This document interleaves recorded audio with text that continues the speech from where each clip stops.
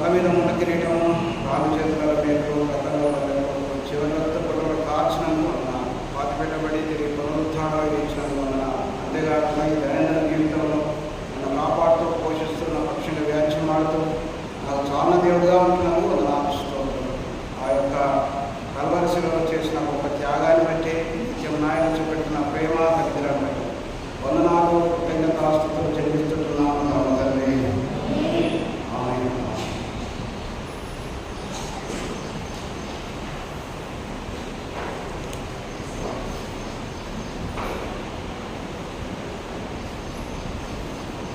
అందరూ నేర్చుకోవాలి.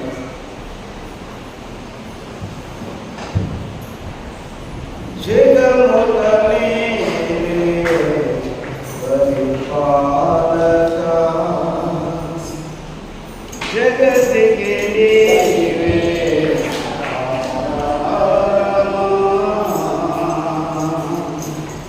జగములనే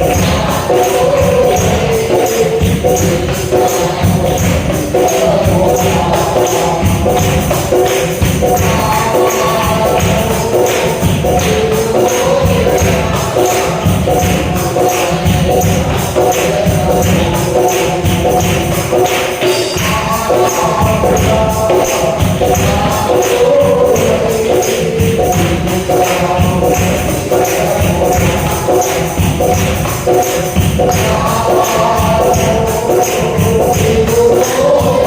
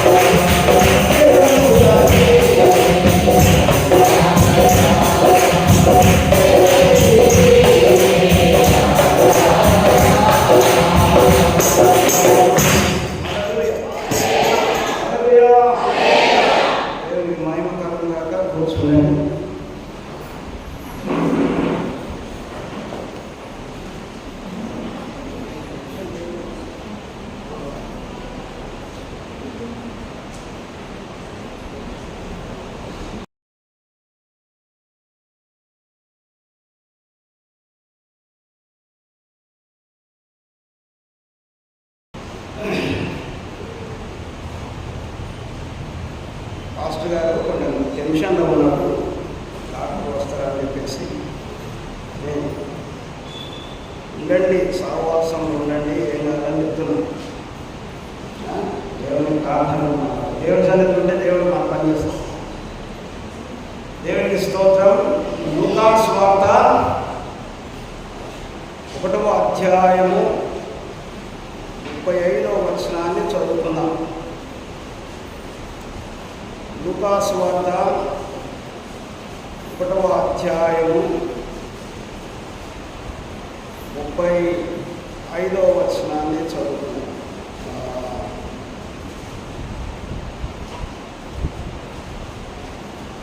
35 చదువుదాం.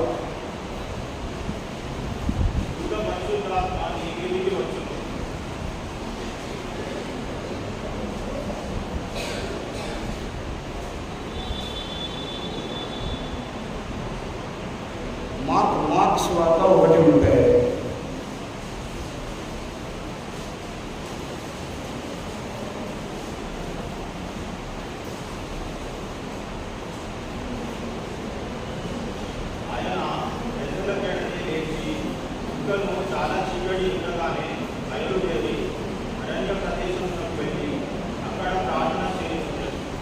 ఆయన పెందల కడనే లేచి ఇంకా చీకటిగా ఉండగానే బయలుదేరి అరణ్య ప్రదేశంలోకి వెళ్ళి అతను ప్రార్థన చేయించండి. బుధవారం ఎంతమంది వచ్చారో ప్రార్థనకు? వాళ్ళందరూ కూడా దీనిని విన్నారు, ఈ వాక్యం విన్నారు. ఇది చాలా ప్రాముఖ్యమైన లెసన్. ఇప్పుడు ఒక కుటుంబంలో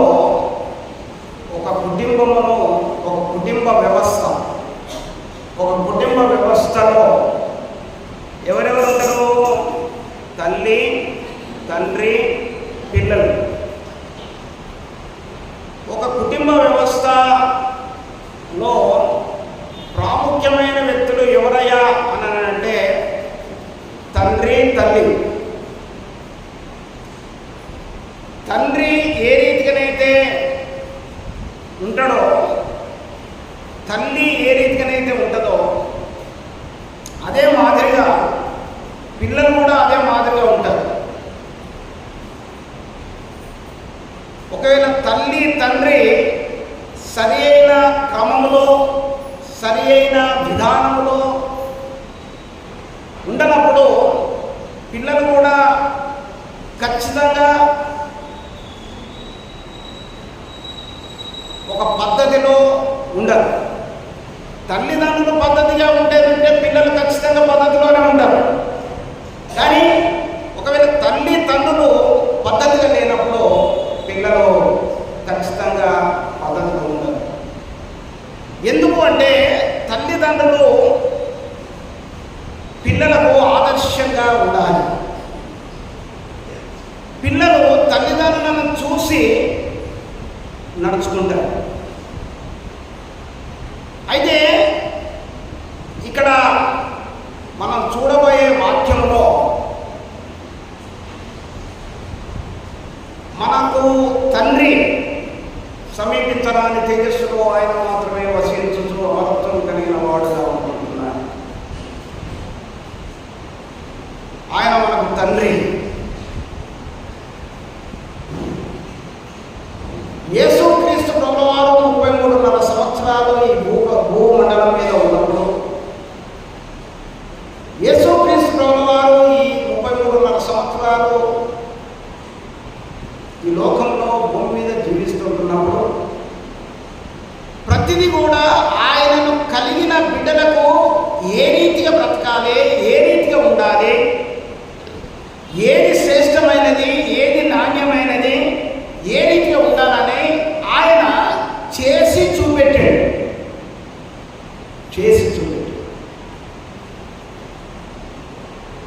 ఇప్పుడు నేను తాగుతున్నాను అనుకోండి, నా కొడుకు అరే తాగితే బాగుంటుంది అని అంటే ఊరుకోవాలి, నువ్వు ఫస్ట్ తాగుడు పని చేయి. అరే సిగరెట్ కాల్చకురా అని అంటే ఫస్ట్ నువ్వు పని చేయి.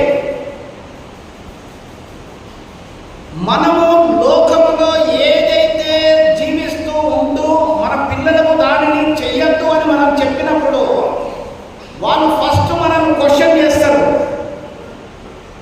You stop.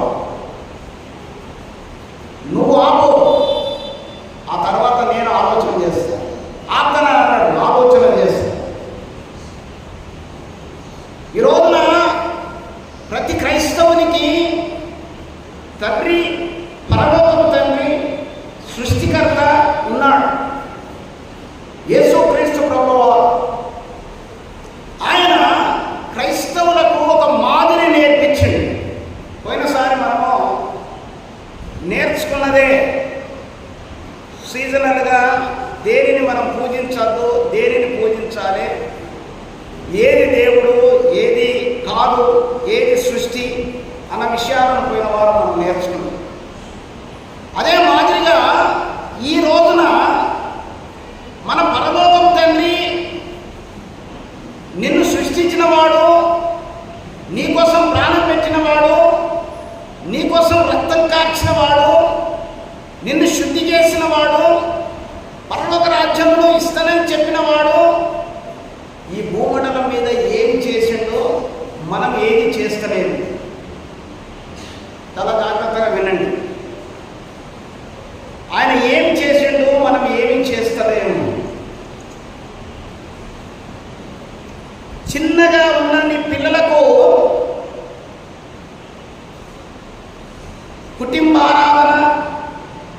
కుటుంబారాధన తర్వాత భోజనము అని మీ కుటుంబంలో ఉన్నదా? ఒక పాట, ఒక వాక్యము, పాట, ప్రార్థన తర్వాతనే భోజనము అని మీ కుటుంబంలో ఉన్నదా? లేకుంటే ఈ రోజు నుంచి మీరు ప్రారంభించండి, సాయంత్రం నుంచి ప్రారంభించండి.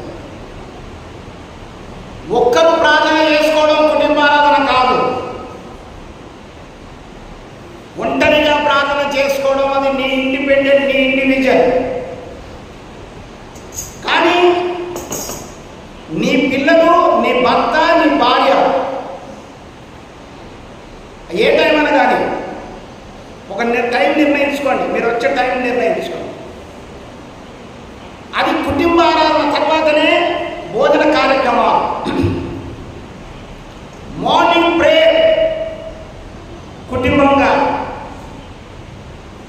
తర్వాతనే కాలకృత్యాలు. ఆ రీతిగా మీరు చెయ్యండి. మీ కుటుంబంలో కలతలు అనేటివి ఉండవు. మీ కుటుంబాన్ని సాతానుడు తాకడు. ఎన్ని గంటలకు లేస్తున్నావు నువ్వు? పండుకునే టైం ఏంటిది మీది? లేసే టైం ఏంటిది? మీ పిల్లలు ఎప్పుడు పండుకుంటున్నారు? మీ పిల్లలు ఎప్పుడు లేస్తున్నారు? రాత్రుల్లో నిద్రపోకుండా ఏం చూస్తున్నారు? దేని మీద ధ్యాస ఉన్నది వారికి? దీనిని ప్రతి తల్లిదండ్రి గమనించాలి. కొంతమంది తల్లులు నాకు చెప్తా ఉంటారు, అన్న ఇప్పుడు అప్పుడు 10 గంటలకు లేస్తుంది, 10 గంటలకు లేస్తాడు, అప్పుడు ముఖం కడుక్కుంటాడు, 12 గంటలకో 1 బ్రేక్ఫాస్ట్ చేస్తాడు.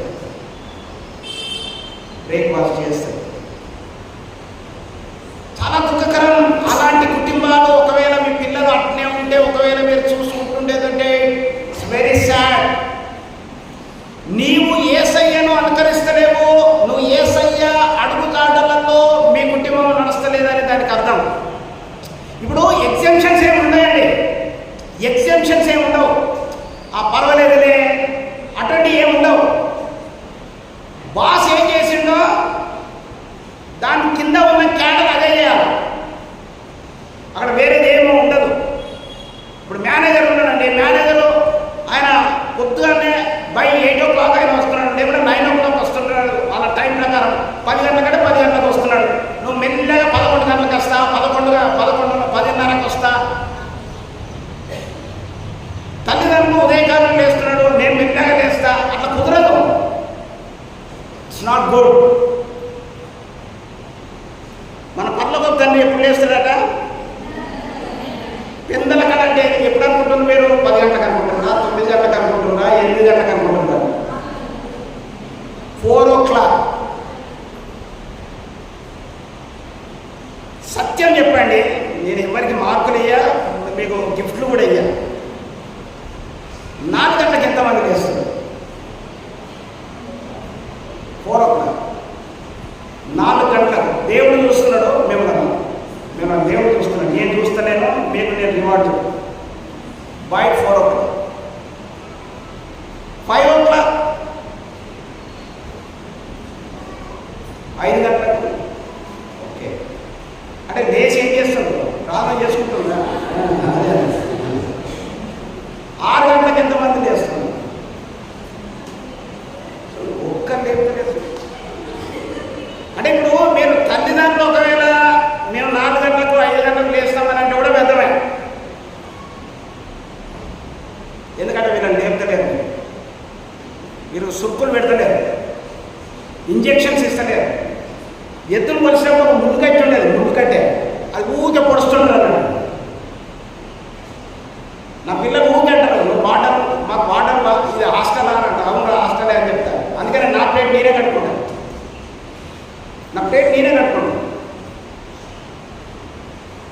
నేను టీ తాగి అలవాటు నాకు లేదు, కానీ ఏదైనా గంజో గింజో పోషించేదంటే అది కూడా నేనే కట్టుకుంటాను. అందుకని నా ఇంటికి వచ్చిన వాళ్ళు కూడా అది చెప్తా, ప్లేట్ కడుగు, అది కడుగు. ఆడ పెట్టేస్తారు కొంతమంది, కడుగు. మా బాబు అట్టే చేస్తాడు, ఆడ పెట్టేస్తాడు. వాడిని మళ్ళీ పడకలకి వెళ్ళో కుర్చీలకి వెళ్ళో లేపుకపోయి గడిపిస్తా, కడుగు. ఎందుకో తెలుసా? పరలోకపు తండ్రి తల్లిదండ్రులుగా మనకి ఏదైతే నేర్పించిండ్రో మనము మన పిల్లలకు నేర్పాలా. అప్పుడే నిజమైన పూర్ణమైన క్రైస్తవ కుటుంబం. ఇక్కడ 4 గంటలకు పెందల కడ మన తండ్రి లేచాడు. నేను పొద్దుకి రామంటున్నాను ఏంటి? సరే, చాలా చీకటిగా ఉండగా బయలుదేరి అరణ్యములకు వెళ్ళి అక్కడ ప్రార్థన చేయించున్నాడు. ఎక్కడ వెళ్ళిండట? నువ్వు అరణ్యం పోతానంటే కూడా అరణ్యం లేదు నీకు. హాయిగా ఫ్యాన్లు, కొంతమంది ఇళ్ళలో అయితే ఏసీలు, చాలా చక్కని వాతావరణము, మోకరించి ప్రార్థన చేసి ఏదైనా చేసుకునే అంత ఉన్నది. నేను అనేటోడు లేడు. ఇంత ఫెసిలిటీ దేవుడు ఇచ్చిండు. దీనిని మనము వినియోగించుకుంటున్నామా?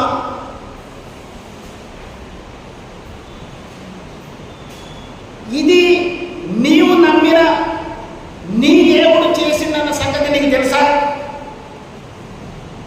ఇక్కడనే చెప్తుంటున్నాడు ఆయన అని అంటున్నాడు. ఒకవేళ అర్థం కాకపోవచ్చు. హెబ్రీ పత్రిక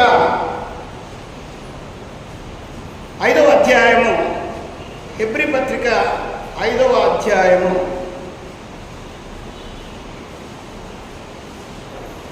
8, 9 వచనాలను చదువుకుందాం. 8, 9 వచనాలు చదువుకుందాం. హెబ్రీ పత్రిక 5వ అధ్యాయం 8, 9 వచనాలు. ఆయన చాలా జాగ్రత్త వినాలి. అమ్మా, నేను ఎక్కువసేపు వాక్యం ఏం చెప్పాలి, ఇంకొక 10-15 నిమిషాలలో నేను ముగిస్తాను. ఆయన అంటే ఎవరు?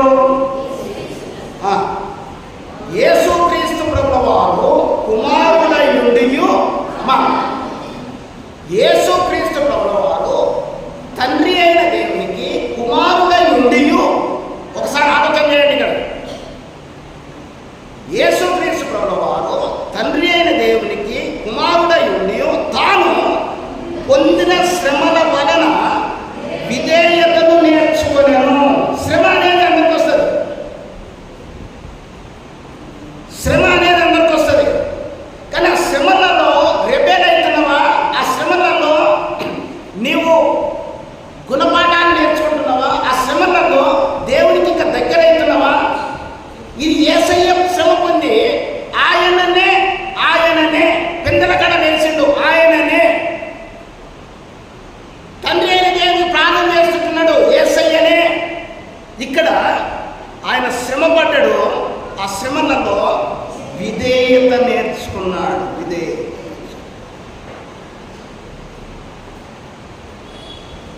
7వ అధ్యాయం, దాంట్లోనే 7వ అధ్యాయం, 5వ అధ్యాయంలో 8వ వచనము 9వ వచనం కూడా చదువుతుంది. 5వ అధ్యాయము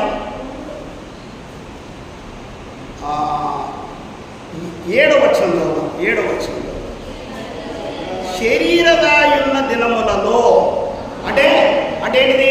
యేసుక్రీస్తు వారు శరీరముతో ఈ లోకంలో ఉన్నప్పుడు, అంటే మనలాగనే మనుషులుగా ఉన్నప్పుడు శరీరధారి అయిన దినములలో మహారోదనతోనూ కన్నీళ్లతోనూ తన్ను మరణము నుండి రక్షింపగలవానికి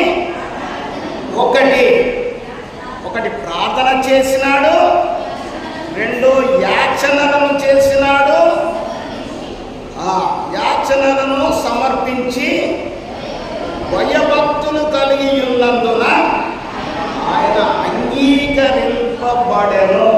ఇప్పుడు క్రైస్తవుడా అని చెప్పుకుంటున్న నీవు దేవుడు పరలోక రాజ్యానికి వచ్చిన తర్వాత నీ పేరు ఏదైనా, నీ పేరు అక్కడ పెట్టుకో. హాను నేను, అరే హాను వచ్చినవా, చెలొక్కాం లోపలికి వచ్చేసే, నిన్ను నేను స్వీకరిస్తున్నా, నిన్ను అంగీకరిస్తున్నా, నువ్వు భూలోకంలో ఉన్నప్పుడు చాలా మంచి పని చేసినావు, వెరీ గుడ్ అని దేవుడు ఆయన ముందట నువ్వు ప్రత్యక్షమైనప్పుడు చెప్తాడా? సొలొమోనుతో అన్నాడు, సొలొమోను అయ్యా చెప్పండి, దేవుడు ఏమన్నాడు? సొలొమోను చెప్పండి సార్, నువ్వు నాకు నచ్చావు అయ్యా, ఎందుకే నా మనస్సు ప్రకారంగా నా హృదయంలో ఉన్నట్టే నువ్వు చర్చి కట్టావు. ఆలయంలో చాలా పకడ్బందీగా నాకు ఇష్టంగా నన్ను హానర్ చేసి నువ్వు కట్టినావు, అందుకనే నువ్వు నాకు నచ్చావు అని అన్నాడు. ఎందుకో తెలుసా?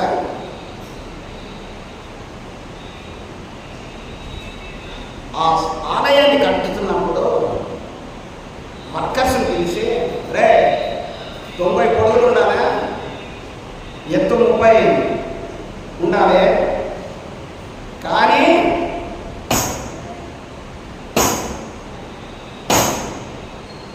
ఒక్క శబ్దం రావద్దు. 90 పొడుగు అంటాను, 30 అంటున్నావు, శబ్దం రావద్దంటున్నావు, అది ఎట్లా కుదురుతుంది? వేరే దగ్గర తయారు చేయాలి, ఇక్కడికి వచ్చి ఫిక్స్ చేయాలి, అంతే. రాజు చెప్పిండిగా ఓకే అన్నాడు. నువ్వు నచ్చావు నాకు, నిన్ను నేను అంగీకరిస్తున్నాను, హేబేలు యొక్క అర్పణను నేను అంగీకరిస్తున్నాను, హేబేలును నేను అంగీకరిస్తున్నాను, కయ్యను నేను రిజెక్ట్ చేస్తున్నాను, కయ్యను అర్పణను నేను రిజెక్ట్ చేస్తున్నాను. ఈ రోజున నేను వాదిస్తున్నా, ఇది ఇస్తున్నా, నేను ఇట్లా వస్తున్నా, అట్లా అవన్నీ కుదరవు. దేవుడు నిన్ను అంగీకరిస్తున్నాడా? రెండవది, ఇక్కడ యేసు ప్రభువు ఏమై ఉన్నాడు? ఆయన ఇక్కడ యేసుక్రీస్తు ప్రభువు వారు ఎట్లున్నాడట? ఈ లోకంలో జీవిస్తున్నప్పుడు ఎట్లున్నాడట? భయభక్తులు కలిగి. యేసు ప్రభు భయభక్తులు కలిగి ఉండడం ఏంటి? ఎప్పుడన్నా చదివిన ఈ మాట? యేసు ప్రభువు భయము భక్తి కలిగి తండ్రి అయిన దేవుడికి ఉన్నాడు. యేసు ప్రభువే. ఇప్పుడు మీరు ఎవరి వారు అని అంటే మీరు ఏం చెప్తారు? నేను యేసుక్రీస్తు వారు, కానీ నాకు భయం లేదు, నా భక్తి లేదు. నేను యేసుక్రీస్తునే. క్రైస్తవుడు అంటే ఎవరు? క్రైస్తవుడు అంటే ఎవరు? చెప్పండి, మాట్లాడండి. క్రైస్తవుడు ఎవరు? క్రైస్తవుల దేవుడు ఎవరు? మాట్లాడాలి. క్రైస్తవుల దేవుడు ఎవరు? అవునా? మరి ఒక్కటన్నా దాన్ని ఏమన్నా ఈసమెత్త అని ఉన్నదా? ఈసమెత్తు అంటే చూడండి, ఈసమెత్తు బంగారం కూడా ఏడు నువ్వు మనిషి చూడండి, ఈసమెత్త అని ఉన్నదా అంటున్నా నీకు. ఏంటిది? భయము భక్తి. ఎవరంటే? పెద్దలంటే, తల్లిదండ్రులంటే, గురువులంటే, సేవకులంటే. దేవుడంటే. మరి నీవు నమ్మినా, నువ్వు కొలుస్తున్నా, నువ్వు ప్రార్థన చేస్తున్న దేవుని దగ్గర నీకు భయం లేదు, నీ భక్తి లేదు. ఆయనకి భయం ఉన్నది, భక్తి ఉన్నది. అందుకని ఆయనను అంగీకరించినాడు తండ్రి అయిన దేవుడు. మరి నిన్నెట్లా అంగీకరిస్తాడు?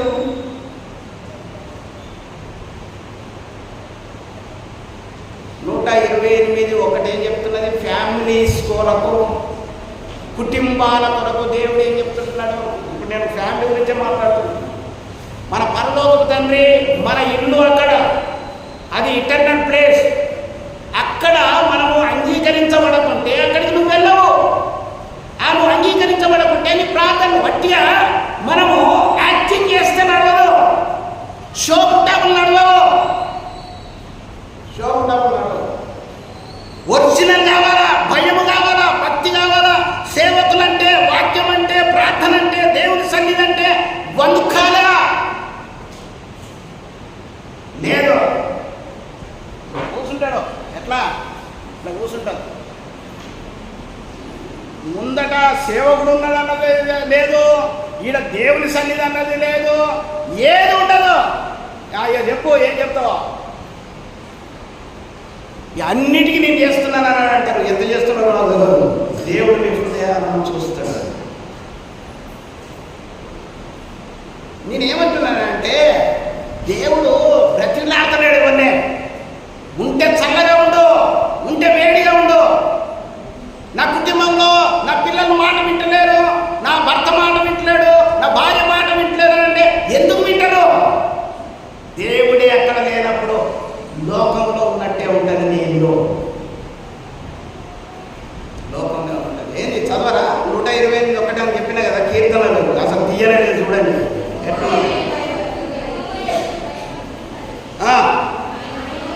ఏంటిదంట? యెహోవాయందు, చదివేటప్పుడు పెద్దగా చదవాల. యెహోవాయందు భయభక్తులు కలిగి,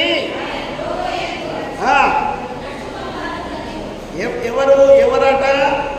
యెహోవాయందు భయము భక్తి కలిగి ఆయన త్రోవల యందు నడుచుకునేవారు. ఇప్పుడు యేసయ్య భయము భక్తితో తండ్రి అయిన దేవుని పూజించిన సంగతి నీకు తెలిస్తే ఇక నువ్వు ఎన్నడూ కూడా వేరే పనులను పెట్టుకో. ఈ 128వ కీర్తన ఒక కుటుంబాన్ని ఎట్లా దీవించబడుతుంది, వాళ్ళ పిల్లలు ఎట్లా దీవించబడతారు అన్నది దాంట్లో మొదటిగా రాష్ట్రం ఏంటిదంటే, ఆ కుటుంబంలో ఆ హెడ్ ఆఫ్ ద డిపార్ట్మెంట్ వాళ్ళు ఎట్లుండాలంటే భయము భక్తితో ఉండాలి. కానీ ఈ రోజున అట్లా ఉంటలేరే. సేవకుడు అంటే రిబన్గా మాట్లాడతాము, గురువులన్నీ అట్నే మాట్లాడతాము, తల్లిదండ్రులకు అట్నే మాట్లాడతాము. మేము తట్టుకోలేనండి. ఇక నీ లోపల ఉన్నదేంటి? తగ్గింపు లేనప్పుడు, దేవుని సన్నిధి అన్నది తెలియనప్పుడు. మోషతో ఏం చెప్పాడు దేవుడు? ఏ మోషే, లీవ్ యువర్ ఫుట్, నీ చెప్పులను విడిచిపెట్టేసాయి, నీ షూ విడిచిపెట్టేసాయి. తగ్గిమని పక్కకు తప్పేసాడు. నీ ఉన్న స్థలం పరిశుద్ధమైనది. గజ గజ గజ గజ వణికాడు, గజ గజ గజ గజ వణికాడు. ఆయన సినాయి కొండ మీద కూడా కనబడ్డప్పుడు ఆయన వెలుగును తట్టుకోలేకపోయాడు. దేవుని బిడ్డలారా, నేను ఎందుకు ఈ రోజున పరిశుద్ధాత్మ దేవుడు మనతోని మాట్లాడాలని, ఒక కుటుంబంగా నీ కుటుంబం ఏ రీతిగా ఉన్నది, ఏమై ఉన్నది అన్న విషయాలను దేవుడు మాట్లాడాలని ఇష్టపడుతుంటున్నాడు. కీర్తనలు 34వ అధ్యాయము, కీర్తనలు 34వ అధ్యాయం 1వ వచనంలో ఆయన ఒక డిసైడ్మెంట్కి వచ్చాడు. ఒక డిసైడింగ్ చేసుకుంటున్నాడు. You have to decide your self. నీవు ఒక డిసైడ్మెంట్కు రావాలి. నేను ఎల్లప్పుడూ యెహోవాను సన్నుతించెదను. ఎవరు ఈ మాట అంటున్నాడు? ఎవరు చెప్పండి? దావీదు రాజు కదా. ఏమంటున్నాడు ఆయన? నేను ఎల్లప్పుడూ యెహోవాను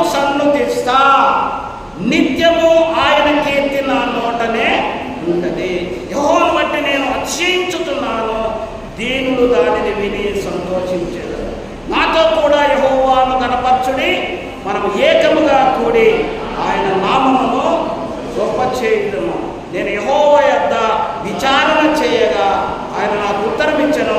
నాకు కలిగిన భయములన్నిటిలో నుండి ఆయన నన్ను తప్పించెను. వారు ఆయన తట్టు చూడగా వారికి వెలుగు కలిగెను, వారి ముఖము నిండడం నచ్చింది.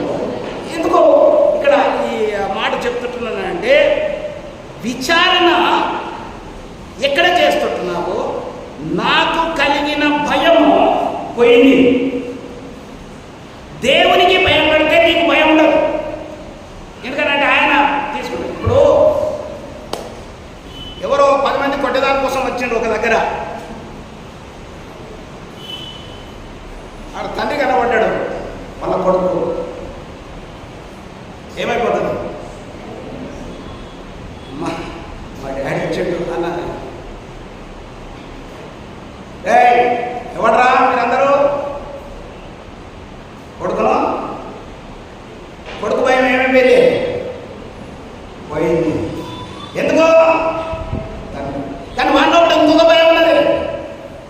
ఏం చేసిందని చెప్పేసి మా డాడీ నన్ను ఏమంటాడో అనవసరంగా దీన్ని ఇక్కడ చిక్కుపోయిపోయారు కదా. ఇదొక భయం. కానీ ఒక భయం అయినా పోయింది, దెబ్బతినే భయం. దేవుడు అంటే నీకు భయపడితే నీకు వచ్చే ఆపద, నీకు వచ్చే భయము, నీకు వచ్చే కలలు, నీకు వచ్చే ఆపదలు అన్నిటిలో నుంచి ఆయన ఏమంటాడో పక్కకు తీసేస్తాడు. ఈ రోజున దేవుడు మనకు ఆశ్రయము, దుర్గమునై ఉన్నాడు.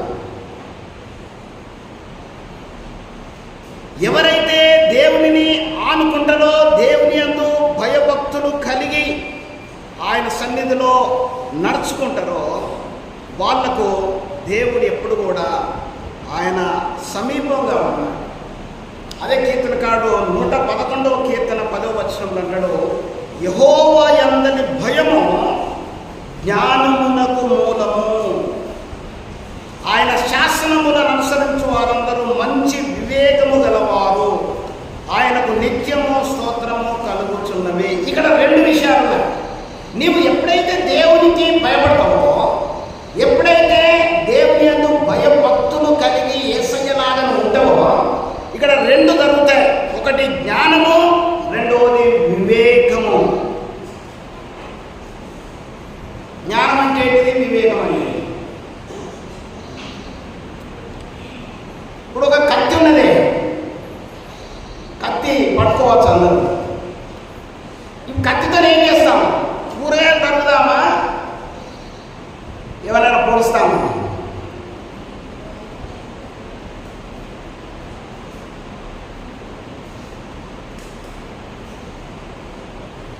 మీ డాడీ మీకు ఒక మంచి బుల్లెట్ కొని ఇచ్చాడు,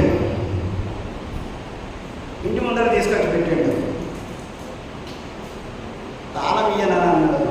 అరే బండి తీసుకోరా అన్నాడు. తాళం అయితే ఇస్తాడు.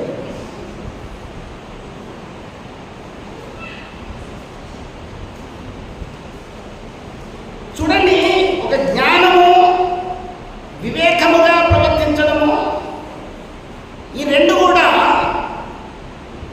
చాలా జాగ్రత్తగా మనుషుల లోపల ఎప్పుడు వస్తుందట? యెహోవా యందలి భయము జ్ఞానమునకు. దేవుడు అంటే నువ్వు ఎప్పుడైతే భయపడతావో, దేవుని సన్నిధి అంటే ఎప్పుడైతే భయపడతావో, దేవుని వాక్యం అంటే ఎప్పుడైతే నువ్వు ఆహ్వానం చేస్తావో. ప్రోవర్బ్స్, సామెతల గ్రంథం 1వ అధ్యాయం 7వ వచనం చూడండి. యెహోవా యందు భయభక్తులు కలిగి ఉండుట తెలివికి మూలము, మూర్ఖులు జ్ఞానమును ఉపదేశమును తిరస్కరించుదురు. మనకు జ్ఞానము, తెలివి ఇవన్నీ కూడా దేవుని యందు భయభక్తులు కలిగి ఉన్నప్పుడు వీటన్నిటినీ మనము నేర్చుకోగలుగుతాం. ఒక కుటుంబంలో తన తండ్రి తన తల్లికి తన పిల్లలకు జ్ఞానము, వివేచన, తెలివి ఇవన్నీ కూడా సిమిలర్గా ఉంటాయి. ఇవన్నిట్లలో నీవు ఎప్పుడూ సరి అయిన విధంగా నడుచుకోగలవు. ఒక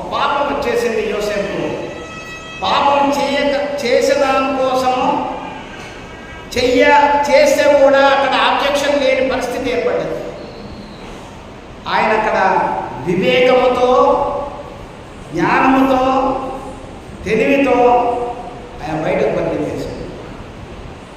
కానీ దావీదు కూడా అదే సిచ్యువేషన్ వచ్చింది. ఆయన ఏం చేసిండు? తన జ్ఞానముతో వాళ్ళ భర్తను చంపేసిండు. తన తెలివి, వివేకము అవన్నీ కూడా మటాకైపోయినాయి. ఆయన వ్యభిచారం చేసిండు. ఈ రోజున దేవుడు అంటే భయము, భక్తి అనేది ఎవరికైతే ఉన్నదో తెలివి, జ్ఞానము, వివేచన ఇవి కూడా వాళ్ళలో నుండి బయటకు వెళ్ళిపోతారు.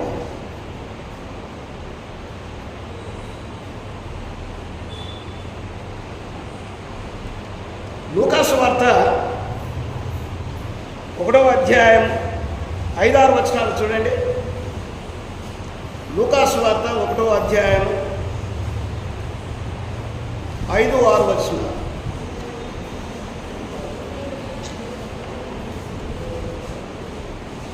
యూదా దేశం రాజైన హేరోదు దినములో అబియా తరగతిలో ఉన్న జకర్యా అని ఒక యాజకుడు ఉండెను. అతని భార్య అహరోను కుమార్తెలలో ఒకతే, ఆమె పేరు ఎలిజబెత్.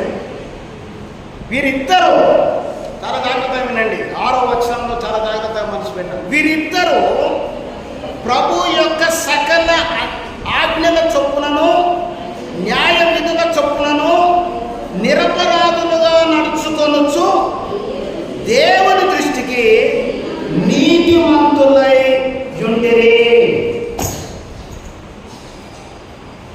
భార్య, భర్త, కుటుంబంలో నీ భర్త ఒకవేళ లోకానుసారమైన వ్యక్తి అయితే నువ్వు ఎంత భక్తిలో ఉన్నా కూడా అట్లా కాపాడబడుతుంది. అంతేగాని దీవెనలేవు రావు. నీ భార్య, నీ భర్త ఒకవేళ మంచి ప్రార్థన పరుడై ఉండి భార్య ఒకవేళ లోకానుసారంగా ఉంటే అంతే. భార్య భర్తలు ఇద్దరు మందిరానికి వస్తూ పిల్లలను సరి అయిన విధంగా పెంచకుంటే, సరి అయిన విధంగా వాళ్ళకు ఇన్స్ట్రక్షన్స్ చేయకుండా ఉన్నట్టయితే ఆ కుటుంబంలో కూడా దీవెనలు ఉండవు.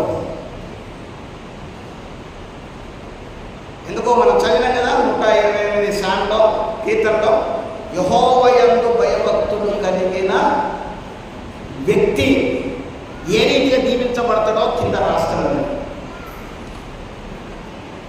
ఈ రోజున వీరిద్దరూ ప్రభు యొక్క సకలమైన ఆజ్ఞల చొప్పున, న్యాయ విధుల చొప్పున నిరపరాధులుగా నడుచుకున్నారు.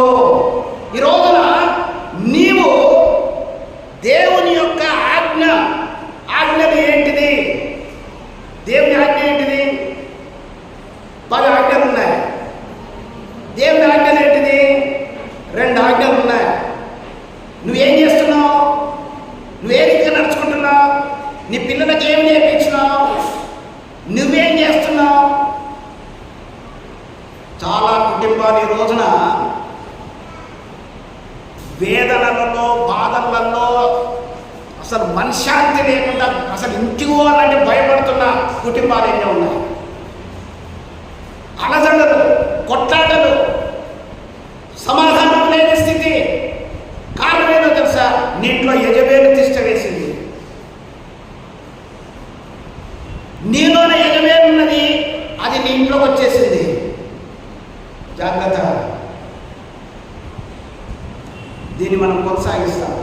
దీన్ని నేను ఇంకా చాలా విషయాల్లో వాక్యంలో చూపెట్టాలని ఈరోజు ఏమంటే చూసినా మనము యేసు ప్రభువును చూసినాం.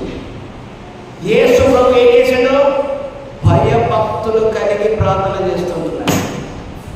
ఈరోజు ఏమని చూసినా దావీదును చూసినా దేవుడు అంటే భయభక్తులు కలిగి ఆయన జీవించినాడు.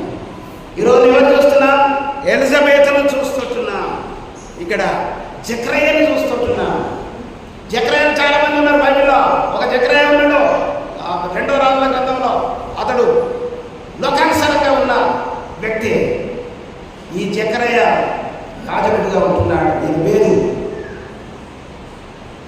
వీళ్ళిద్దరు భార్య భర్తలు కూడా దేవుని వాక్యానుసారంగా జీవిస్తున్న వ్యక్తులు, దేవుని వాక్యానుసారంగా ఉన్నవారు. కాబట్టి ఇప్పుడు ఏదేంటున్నారా? యేసయ్య మనకు మాదిరి. యేసయ్య మనకు మాదిరి. మన పితరులు దావీదు మనకు మాదిరి. ఇక్కడ ఈ జకరియా మరి ఎలిజబెత్లో మనకు మాదిరి. ఈ రోజున దేవుడంటే వీళ్ళకు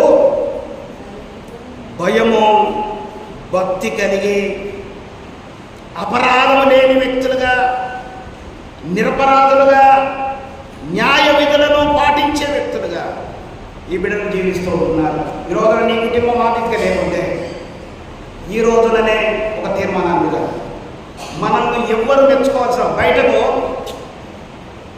పైసలు 10 రూపాయలు లేకున్నా కూడా తెల్ల బట్టలు వేసుకొని నా లెక్క మంచి వేసుకొని మంచి క్రాఫింగ్ చేసేసుకొని ఒక బండి ఉంటే వేసుకొని వెళ్తుంటారు. వాళ్ళ లోపల ఎన్ని ఉన్నాయో, ఎన్ని లోపాలు ఉన్నాయో, కుటుంబంలో ఎన్ని లోపాలు ఉన్నాయో బయట మాత్రం తెల్లగా కనబడతారు.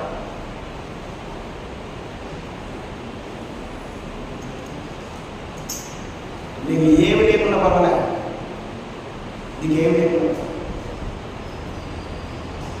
ఒక బికారి లెక్క ఉన్నాడు.